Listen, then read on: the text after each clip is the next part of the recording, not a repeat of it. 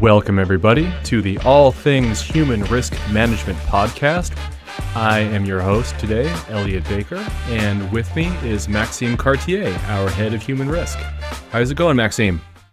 All good. Happy to be here. Glad to be talking to you on this inaugural episode of the All Things Human Risk Management podcast. So today we're going to be talking about all things human risk. And in the All Things Human Risk Management podcast, this is a place where awareness becomes behavior, behavior becomes culture, and culture becomes measurable human risk management.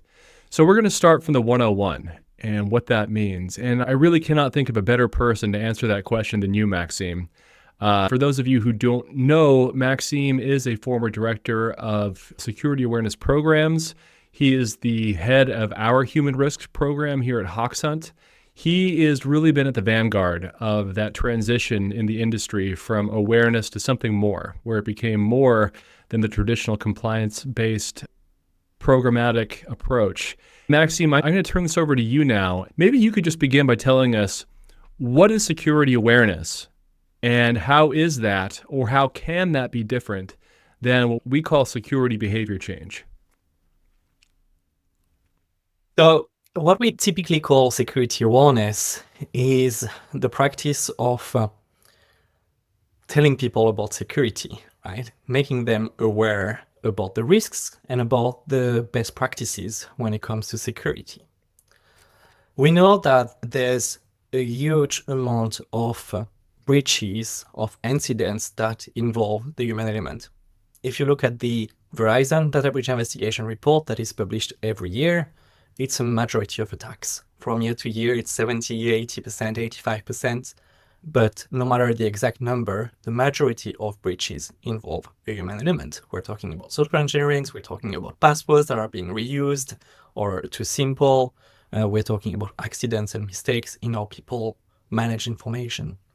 So all the unintentional here, accident and mistakes, I'm not talking about the insider risk side of things.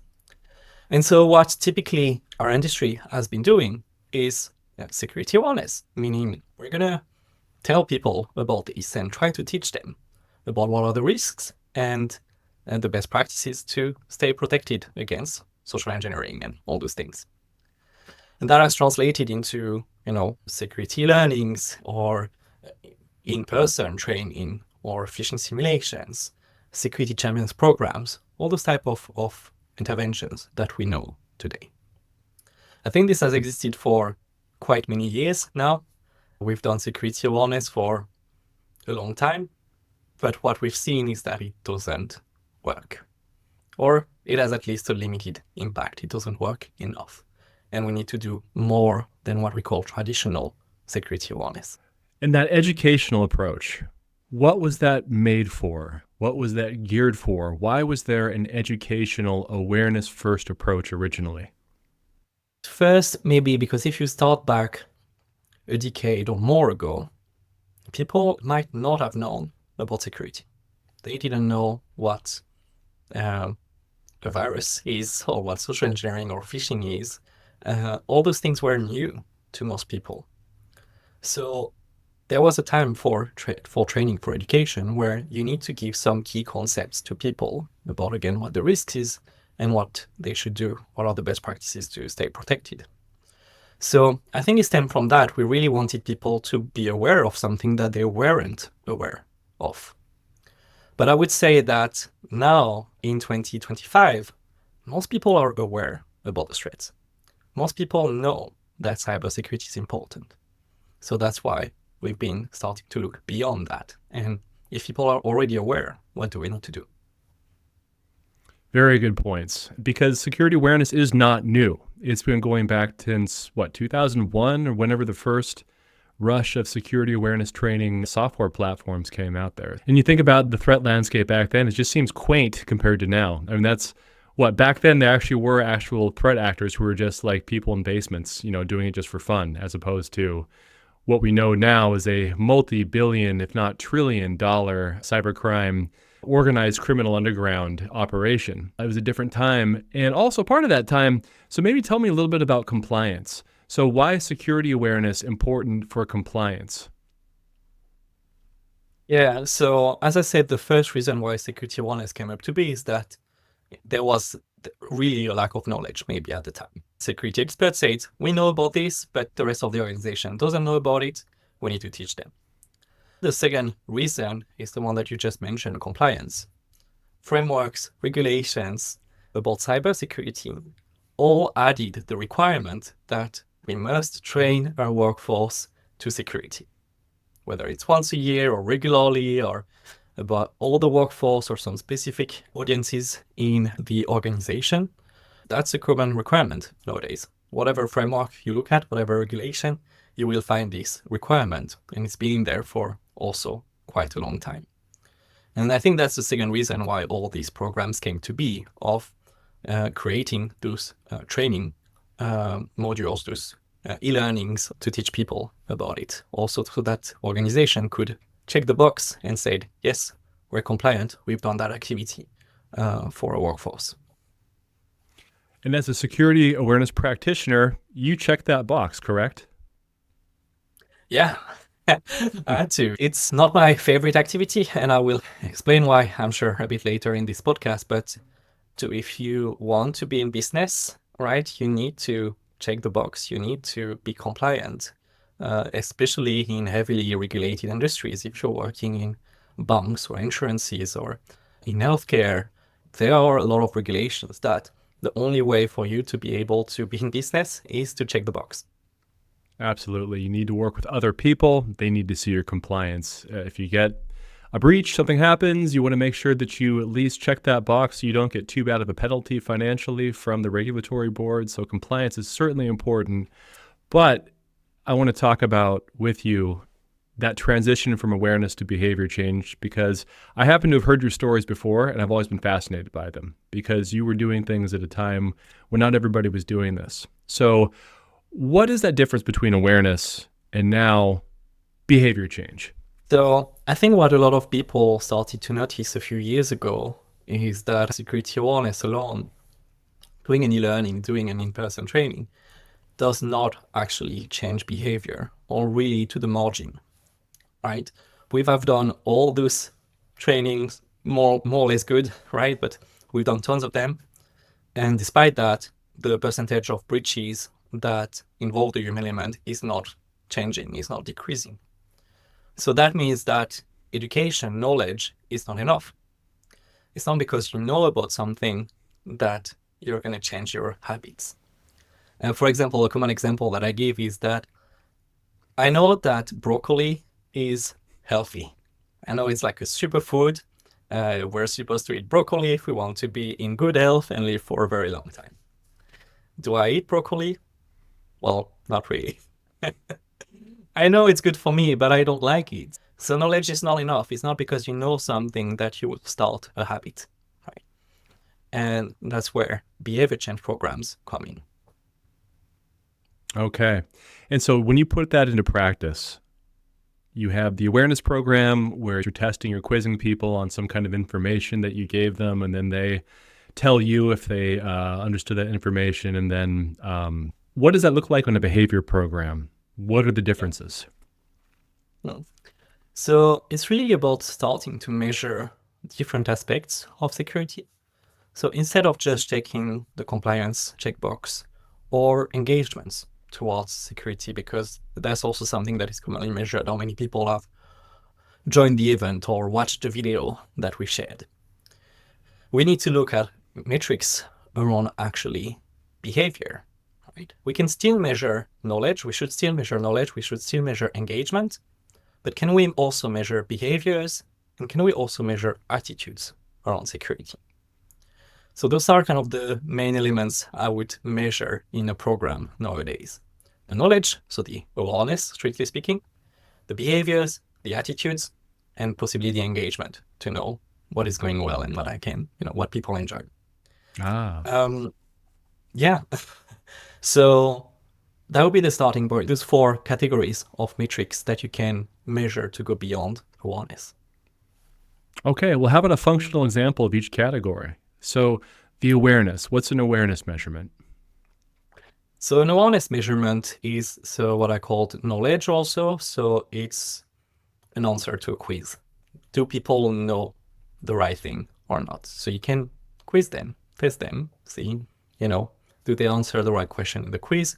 That's knowledge, that's awareness. Then if we think about behaviors, I would actually here include actual security behaviors. So for example, the behavior of reporting suspicious messages, of having or creating strong passwords when you create a new account, of labeling your data correctly, of locking your laptop when you leave your desk, this kind of security behaviors that we can also measure. The attitudes is how people feel about cybersecurity. So the attitudes part of cybersecurity, it could be actually about if they feel that it's encouraged in the company to work with cybersecurity. Is it something that leaders are talking about? Is it something that is accepted to work on in your team? Is it something that they actually discuss at the proverbial water cooler? Right? Those would be the attitudes.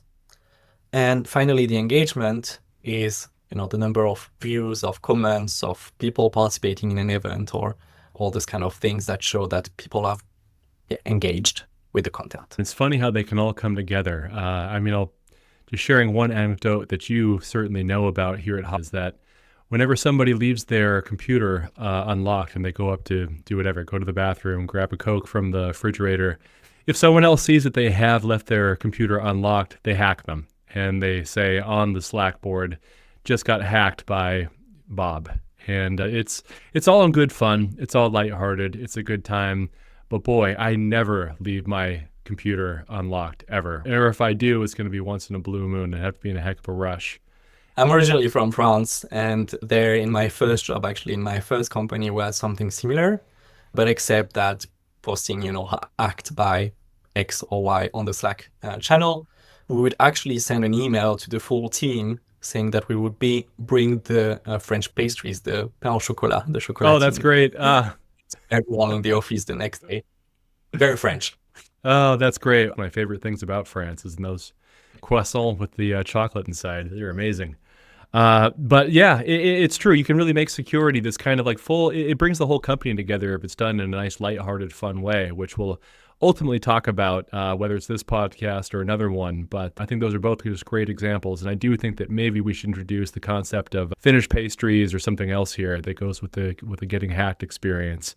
But that's one behavior. And there's many behaviors that are part of the whole bucket of human risk management.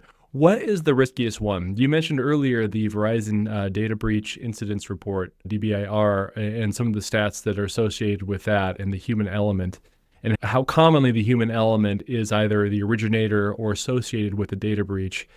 What's the biggest piece? What's the biggest rock you have to move when it comes to human risk management? That's such a great point, because there are probably, if you list them one by one, there's probably like 50, 60, 70 behaviors that you want people in your organization to adopt, right? And it's super difficult to work on all of them and to have everyone in the organization do those 50, 60, 70 behaviors. So it's really useful to make that list, but it's critical to also prioritize it and see what of those, again, huge chunk of behaviors, which ones are really important for my organization, right? And I cannot tell any of the listener today which one is the most important for their organization. Everyone needs to do kind of their risk analysis to try to understand what is the most important. But if you look at the reports, if you look at the Verizon data breach investigation report that we've discussed, or IBM, or a lot of other reports, what you will find is that a huge chunk of those human-based incidents or breaches, they actually start with a phishing email. Still today, I know it's not a new threat, it's not sexy, it's not AI, but phishing via email is still the number one most common threat vector. So in that regards, I would say that for most organizations, those are the behaviors relating to phishing are the most critical ones to focus on first. That could be, for example, verifying the identity of the sender to check that it's the right sender, not someone impersonating them, and reporting any suspicious emails to security. Right. And what are some ways you can get people to start doing that as an instinct? Because I think for most of us, before we get into this world of cybersecurity, we see an email and we maybe think, oh, it's, what can happen? It's my work email. They have all these protections in place. So there might be that basic awareness that people don't have. But even then, when you get some kind of a phishing message, and absolutely, there's incredible amounts of evidence that shows that this is by far the most ubiquitous form of data breach is via phishing, and they keep on growing by the year, by the day even. Over a 4,000% increase in phishing volume, according to SlashNext, since the advent of ChatGPT in 2022, which might have potentially opened up the creation of more phishing messages. But the question, going back to what I'm asking you here, is that how do you prepare people to have that instinct where they recognize, first, how do they recognize a phishing email in addition to what you just talked about, those basic flags of like seeing the correct sender or whatnot? What are some kind of tonal, maybe psychological components of a phishing message? Yeah. I think here I'd like to introduce actually a model from BJ Fogg.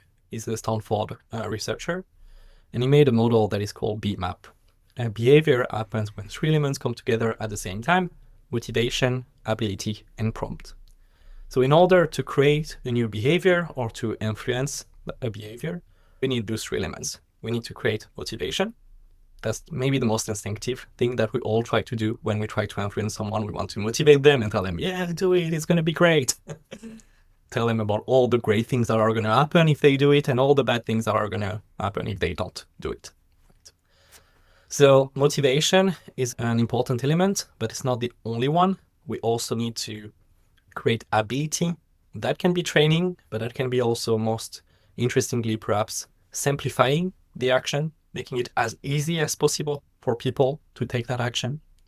And the prompt is a trigger, a reminder, something that will start the action, right? In the context of phishing, what we've seen work really well for the motivation, we work a lot with rewards. So every time someone reports a phishing email, they get stars, they get 2 stars, and they have a short micro training of 1 minute where they can get an additional star. They can get badges and achievements and compete against their peers in the leaderboard. This gamification aspect makes the experience extremely rewarding so that people want to do it again and report the next email. When it comes to ability, what we do is to fold them in. First, there's the obvious kind of report this email button that you need to have in Outlook or in Gmail that is visible, maybe colorful, so that people can easily find it, and with just one click of a button, they can actually report the suspicious message. But also, it's about having the simulations that train people to recognize these emails at the right level of difficulty. If they're too difficult, you're challenging people too much, they're not going to find identify the simulations, they're going to feel tricked by security. And that's not a positive experience. If they're too easy, well, you're not teaching anyone anything. If they're too easy, and same thing, it creates frustration. People are like, this is useless, I don't want to do it again. So it's really important to have phishing simulations at the right level for everyone. And since everyone is different and comes from different backgrounds, have different skill levels, at Hoxhunt we individualize actually the learning journey for each employee. So each employee receives something that is exactly at the right level for them. That's what we call the zone of proximal development also. And finally, for the prompt, the trigger, well, I already mentioned the button that should be really visible in your environment, but the simulations themselves are a prompt to use the button to actually report suspicious emails. So when we combine these 3 elements, we've seen fantastic actual measurable behavior change in employees for all the organizations that we work with. We're here to serve. We're here to work for our clients, right? And you too. I mean, you're a practitioner yourself. Before you came to Hox, you were employing this model. What were those results? First of all, what behavior did you really see change, and to what degree? I think maybe one thing that I want to add first is that when I tried this model, the first reason why I actually tried this is because I wanted to create or keep a positive tone to security. I think if you go back 5-10 years ago, maybe still today in some organizations, security has quite a negative image or at least had, right? Of being a blocker, being overly technical, being the department of no, being boring, being terrifying sometimes. So the first thing to me has always been to change that image. If we want anything to happen in security, if we want people to actually adopt the secure habits, we need to have a positive spin around cybersecurity. And again, Hoxhunt here has been amazing for this, for creating that positive image of cybersecurity for all the employees, not just 10% or 20%, but everyone receiving the simulations, being a part of the training program, suddenly see security in a different light and feel that this is something fun, interesting, useful that they can contribute to. But then, that was the first element. But then when I actually got the results in terms of behavior, that's when I got kind of amazed, because I expected, of course, the training program to change behaviors, but I didn't know the impact, the scale of that behavior change we would get. And so in an organization I worked with and I deployed this program for, what we saw is that after 6 months, people who were trained with Hoxhunt were 6 times less likely to click and 7 times more likely to report than their peers that weren't part of Hoxhunt. That is huge. And maybe talk about those two things, less likely to click, so what's commonly known as the failure rate, more likely to report, commonly called the reporting rate, we at Hoxhunt called the success rate. Why are those two metrics important, let's say, together as opposed to in isolation? I think the one thing about click rate is that it's interesting. Of course, if you fail a simulation, you might fail or click on a real threat and put the company at risk. But click rate never goes down to 0. Click rate, whatever we do, we're humans. We might make a mistake. I've clicked on phishing simulations before. So yeah, click rate will never go down to 0. So that's one thing that means that reporting on click rate alone, after a while, you don't show any impact of the program anymore. You kind of just have you plateau around maybe 3% or whatever percentage you have in your organization, and then nothing changes. And the second thing is that focusing on click rate means that we focus on failure, right? And that can be really damaging to psychological safety, which is a core component to me of a security culture. If we focus on failure, we might create fear instead of learning. People might fear that, we're monitoring them, that we're tracking every mistake that they make, and that we might want to punish them for those mistakes, right? And that's the opposite of what we want to do, because when we damage that psychological safety, people are afraid to report any mistakes that they make, any accidents that they make, not on a phishing simulation, but when something real happens. Instead of reporting, raising their hand and saying, I'm sorry, I think I clicked on something bad here, they will hide it because they're afraid of the consequences. Click rate, I'm not saying to not look at it at all, but alone, I think it's a dangerous behavior to focus on. That's why I really think report rate is key. When we measure report rate, we have a better measure of the security culture, of the people who are actually in, they want to take action, they want to protect the company, they're part of the team reporting the threats to the security team. And on top of that, that's the measure that is actually always changing. The more you train people, the more you do different interventions to help them, that report rate can climb again and again, and climb with Hoxhunt. We see to up to around 80% report rate, actually. So yeah, for those two reasons, I think that report rate is a key metric to focus on in any phishing training program. One thing that really comes up for me is that awareness, behavior, and culture are not really separate. It's ideally kind of linked together, and there's overlap in every step of the way, because what I'm hearing you discuss in terms of behavior change having a positive approach to it, it also supports the BJ Fogg model of BMAP, with the motivation being increased with a positive message as opposed to negative. And there's tons of behavioral science that would support exactly what you're saying, what you've seen in your own experience. And on top of that, that's such an important thing you just said. And I have my own personal story I want to put in here right now. based on that is that you also create a nice bridge between the security center and your people. Oftentimes you feel like the security people, they're the Department of No. They are the old, like, 1950s style teachers with the rulers to rap your knuckles if you've done something wrong. And that's a real problem because, as we know, in cybersecurity, speed is essential. The quicker that you can get to a problem, the faster you can either eliminate the problem or contain the damage. The most recent Ponemon Insider Risk Management Cost of Insider Risk study showed millions and millions of dollars per data breach difference between those that were contained within 31 days and those after 31 days. We're recording this on a Monday. On Friday, just to set the scene a little bit, I'm pretty much ready for the weekend. I have some important things I'm trying to get through before the afternoon is done. And I really just head down, trying to get through it, doing some research when I get a phone call. And it was a number I didn't recognize, so I didn't answer it. It's, we all get tons of sales phone calls.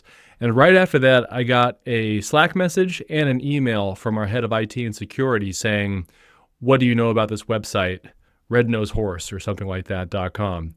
And I thought, uh-oh. So I'm going to make the long story short. There was very unusual network activity coming from my computer that was flagged by our system. And I've been instructed not to tell what our system is at all or what the steps were to find this out. But cutting to the chase, my computer was sending traffic to Russia. And we couldn't figure out exactly where it was or what happened. But I received this phone call at about, let's say, 11:50. And the incident had occurred at 11:38. And so we were trying to track down what had happened at 11:38, and I had done nothing. So first of all, as you mentioned earlier, in human risk management, there are loads and loads and loads of different categories and subcategories of the different risky behaviors that we can have online. So this is a story that's more about safe web browsing. And if you're on a work desktop, you don't want to really mess with, like, going to shady websites. Don't try to buy, like, off-brand pharmaceuticals to keep yourself safe from the zombie apocalypse. And, don't go somewhere really weird and buy weird stuff or whatever else that you can do weird online. And this story is why, because I did a search for what I thought was a company that I had heard of that might be interesting to look at for different reasons. So I typed it in, and the top Google result looked like the company I was looking for. Not a pop-up. It was the top result was a Google result, which should be, as far as I understand, fairly safe. Clicked on it. But during the analysis of this, it turned out that that website was actually a compromised site. Now, it could be that that site had been hacked, and that's what happened. But as we looked at it further, we tracked down who the threat actors were, where the network traffic was going, and it turns out that this was two new cyber criminal groups, TA276 and TA2727, involved in web inject campaigns to distribute malware. These campaigns typically use malicious JavaScript, traffic distribution services, and payload downloads to compromise devices. And if people are interested, we can get a link to this. It's an Intel article, Microsoft, about what this campaign was. And so, but I have a good relationship with our IT and security director. And so we worked together and we got to the bottom of this thing. Had we had a bad relationship, had I avoided this person, just tried to finish up my day, done whatever, who knows what might have happened. It actually was a potentially very dangerous situation. So I really love what you just said about the fact that a good security program built on positive psychology creates a really good relationship between the user base and the security operations center. So thank you for bringing that up. And thanks for sharing your story, Eliot. And it's natural, I would say, to feel some amount of guilt when you know that something went wrong. But accident happen, it can really happen to anyone. Right? A lot of people click on the first result in Google, you expect it to be right. It's actually quite a common technique. I don't know if our listeners are aware, but the sponsored results on Google can actually include websites that are either scamming websites or include malware. So I tend to recommend to skip the beginning of the page and those sponsored links and go to the first real result, or not sponsored result, at least. Those sponsored results can be dangerous, and even if they're not dangerous, they're ads. So if you can skip them, that's always for the best, I think. But yeah, it can really happen to anyone. So I hope that you don't feel guilty anymore, Eliot. That's correct. Thank you for bringing that up. Great insight. I think for everybody listening to this podcast right now is that you do have to be aware of that danger. It was actually blocked. It was discovered so immediately through our technical protections. The problem would have been if I would have continued to engage with that website, then our analysis team decided that typically in these kind of campaigns, they would try to figure out who the user was and then send some phishing attack to follow up in order to breach and then kind of see what could happen. So it would be the very first link in an attack chain that probably would have eventually gone to social engineering and phishing. And I think one more thing I can add then, you mentioned the relationship with the SOC. And I think awareness or behavior change or human risk management or whatever we call it can't live in isolation. We can't just do training or try to change behaviors and do it alone by ourselves. The entire security team should collaborate with them. When it comes to phishing, yeah, it's super useful to train people to report phishing emails, but it's not, the security awareness team or leader that is probably going to receive the actual reports. It's the SOC. So it's key to involve them and make sure that we're not doing training just to do training, but that we actually improve the security processes of the company so that we can reduce the risk, get more reports, real threats reports sent to the SOC, but also make this process as efficient as possible for them, not create just a lot of noise that they can't treat, right? A lot of false positives. So yeah, when you work on such a program, work with the SOC in general, work with the rest of the security team. I think one thing that is super important is to work on the branding of the security team. Maybe we're going a bit off topic now, but it's not just, again, about doing training. It's always the security team perceived in the organization. If you do something great, a fantastic cybersecurity awareness month, for example, but then the rest of the team is just pushing policies and messages that, don't explain why it's important, don't explain what people need to do, feel punitive, all these type of things, then you kind of lose the benefits of what you've been doing. So work with the rest of the team with your knowledge about communication, about behavior change, to help them also achieve their objectives. They will be, I'm sure, very happy about that. And you will also win in the sense that you will improve the culture of security of the company. Oh, it's such a great point. And I love the idea of having your own special internal branding.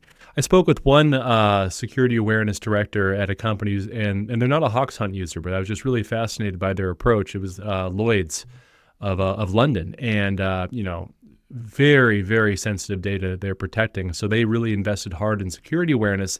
And what this individual said was that they spent really concentrated, focused effort on branding their security awareness program.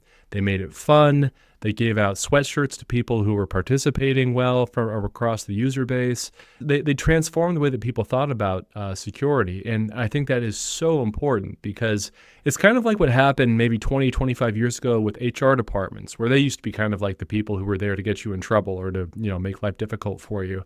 But then that sort of slowly transformed into a wellness and a mindfulness kind of aspect to human resources, or we're here to help you grow, help you stay healthy and safe, help you improve yourself. And I think that there's a real link between that development of the HR function and the cybersecurity function. And I think that especially with security awareness, you're kind of at that intersection between HR and IT function in cybersecurity is to improve people, is to give them skills, is to give them these skills that they can take home and keep their loved ones and their friends safe with that skill, with that knowledge. So it's really a great point, is that you start to look at security and the security department in a totally different way and in a positive way. Well, I love what Lloyds have been doing for their branding, actually. Just another anecdote, actually, at H&M, the very first campaign or communication campaign about security that I ran, there was this kind of pug in a unicorn costume that we created for the campaign. What's funny about it is that it became kind of the de facto mascot of the security awareness program because people just really liked it and used it on our social media internally, made they photoshopped themselves in unicorn pug costume or just kind of things. And so what we did, or what my team did, Christopher, who was my communication specialist at H&M, what we decided to do is actually to expand this kind of line of series of animals for different themes. So although we started with the pug in this unicorn costume, that was our social engineering mascot, and that became the kind of the button that we had on our Outlook report this email button. But also we did a raccoon for data privacy, and the raccoon looking through the trash to find stuff, interesting stuff in there. We did null for the security survey, or the security culture and attitude survey that we did every year. And so we created a whole series of animals, and people really liked them, especially the pug and the raccoon, the first two that we created. So we even made like plushies based on them, and we started to distribute these plushies to people who did certain things, who won contests or reported the most amount of phishing simulations or answered a quiz correctly at an event. And people absolutely loved the plushies. You don't need to make like big, huge, expensive gifts. It's funny that when you create that brand around the program with something that is a bit unique, people want to be involved. They want to have something that is a bit unique and that I feel is, again, a positive brand in the company and be associated with it. So yeah, just another anecdote of, I think, something that worked very well with branding. Oh, it's brilliant. That's brilliant, Maxime. Absolutely. That's like having an internal production company. That's really, really great branding. And I just have one more follow-up about my previous story I said about that really came through with that too, is that because I had that two things really. I had the good relationship with our security team, but I also had that knowledge of all the different threats that are out there in the age of AI. And as we were talking, there was a point where in order to access my computer and be able to like look at everything that I've been doing, I had to give authorization. And at that point I thought, oh boy, if this is a deep fake, I could be opening a hole directly into, some bad stuff happening here. So at that point, I started asking personal questions that only he would know. What did you do for me 2 weeks ago that I owe you a cookie for? What was that thing that we laughed at? And he answered the questions. But are people actually seeing these things, or is this just more of a media hype thing right now? Well, deepfakes are real. From the conversations I hear on the field from many, many organizations, they all tell me that they've seen it happen in the organization. And luckily, most of those conversations, they also tell me that it was spotted, right? And before it's too late, or before it was too late. But yeah, it's very common, actually. It's not just a media thing, but deepfakes of CEO, CFO for invoice fraud, for wire transfers, So what was typically business email compromise, but now goes beyond just email, but also being on phone calls or on Microsoft Teams call. It's very common. So it's definitely something that we need also to, in this case, to first create awareness about, because, that's a new thing. So that might be something that people actually don't know so much about yet. And then share the best practices, like, as you mentioned, Eliot, ask personal questions. That can be a way to find out, is that person really the person that I know? Or if you don't know them, because maybe you haven't had interactions with the CEO or the CFO before, check via another channel, see if that's something that goes completely outside the normal processes. Those are things that we can do to detect and stay protected against these new deepfakes. Great point. And I think we're rounding into the end of this episode here, but that brings up one last point that I think we should probably address, and another difference that I think is probably clear between the traditional security awareness training, the SAT tools that have been out there for the last 20, 25 years, and this new generation of platforms. So you have the SAT tools, and effectively they're testing you on yesterday's threats, right? Now, when you have like a behavior change platform, it's personalized, it's dynamic.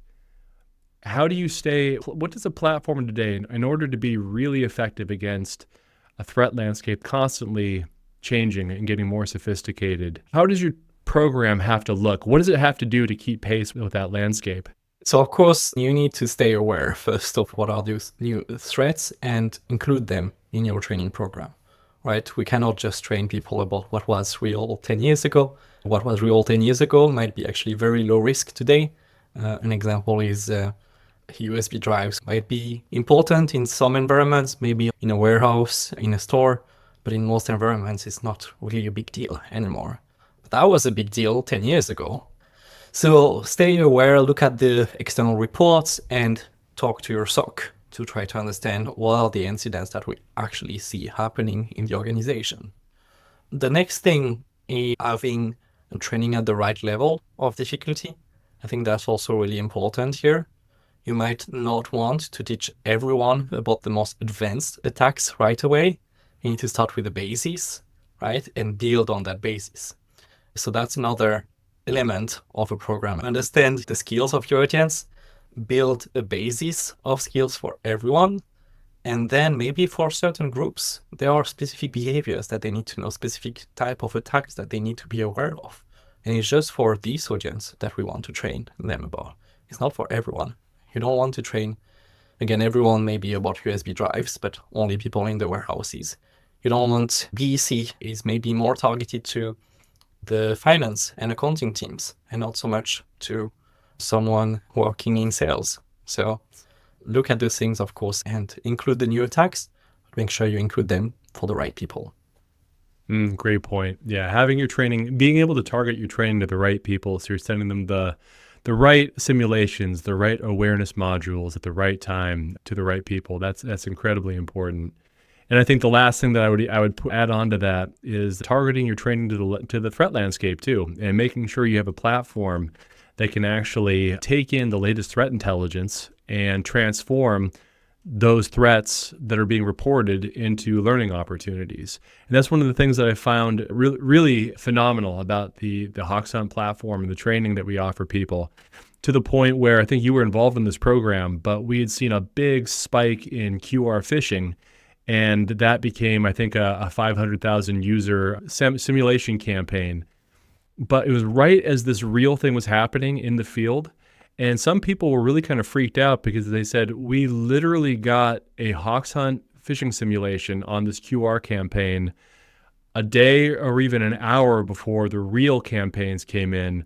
Are you guys in cahoots? And we're like, no, it's just how it works. Like you see these things in the field, and then you want to train people on what's actually happening. And so I think that was a time when several different customers said how much that they appreciated that they had been trained on something that they actually saw immediately after that they had never really seen before. And this was back in the fall of 2023. We're incredibly lucky in that sense to be able to see, all those threats arriving to us. We have obviously millions of users that report phishing emails to us. And so we see them right as the new campaign starts. And that's how we're able to identify, hey, QR code is increasing. And so the team that creates all of our simulations actually works extremely closely. It's part of the same team as the threat analyst team. So they can create a new simulation right away when we see that trend in the landscape. Another type of threat that we've been replicating lately is what we call the click fix method. And those are landing pages that are either a reCAPTCHA, Google reCAPTCHA, or Cloudflare. Are you human? Are you a robot? Kind of boxes that you need to check. And then once you check the box, it actually asks you to run a couple of keyboard shortcuts that would install malware on your computer. And we've seen that quite a lot also in the past few months. As soon as we saw it increasing, we released the training for it. So I think that's really cool to see that actually every other week we release new training, we release new simulations based on what we see in the threat landscape. Right. That's another perfect example of that. And so I'd tell anyone in the audience, whether you're using Hoxhunt or not, make sure that the platform you do use, or that your program, that if you're doing it manually yourself, make sure you're dynamic with the threat landscape, because this stuff can change, and it can change overnight, and it can change very dramatically. So especially with the age of AI, we're at a funny point right now where in our report we saw that less than we thought of the actual phish that bypass email filters are written by AI, but that's going to change. Right now, our very, very conservative estimate is that it's under 5%. Mimecast put that at about 12%, but I'm not totally clear if that is what Mimecast were estimating. That was based on the phishing attacks that get caught at the email filters. They weren't clear on that, but the ones that get past, we saw it was about 1% to 5%. We thought it'd be much more than that, but the change will come. And it's really important that you do have the training, the culture in place to handle that, because good training does work. We have robust data.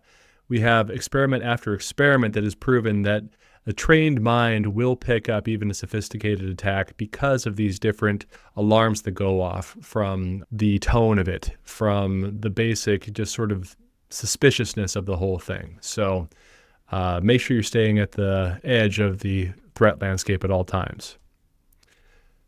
All right, Maxime, this has been a pleasure. I think we have run out of time today. Any final thoughts from you?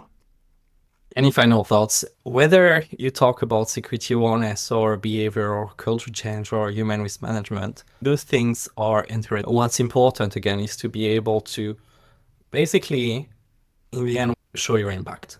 Show that what you're doing matters. We're not just training to train. We're not just having events to have people come to the event and be happy about the event. We want to actually change behaviors. We want to actually reduce the risk. And I think that's what's at the core. It's about showing that our interventions are having an impact beyond engagement, beyond compliance, that we're actually reducing the risk. I think that sums up everything beautifully. You clearly had a very important final thought there, so glad I asked you. Okay, well, thanks a lot. I think that's all for this episode, the inaugural episode of All Things Human Risk Management with Hoxhunt, where awareness becomes behavior change became culture change, and all of that results in human risk being managed and reduced. Thank you very much, everybody. Thanks, Eliot.